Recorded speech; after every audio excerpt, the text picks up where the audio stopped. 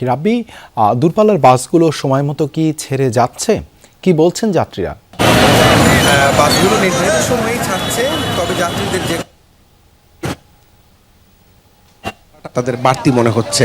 আমি আছি মহাখালী বাস টার্মিনালে, এবং এই টার্মিনালে যে চিত্র, যে এখানে বাস কিন্তু শায়দ দাঁড়িয়ে আছে এবং যাত্রী টানার চেষ্টা করছে।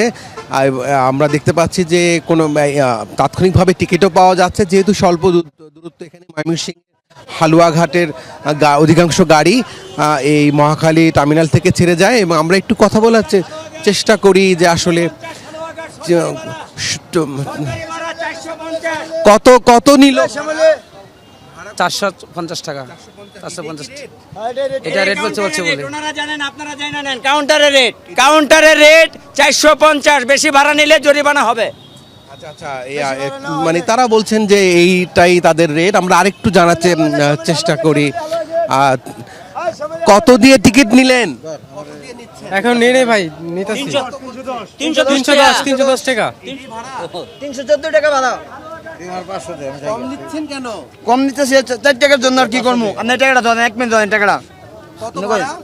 314 টাকা সরকারি চার্টের ভাড়া, ঠিক আছে? আমরা 4 টাকা ছাড় দেয়, আপনার 310 টাকা নিতেছি।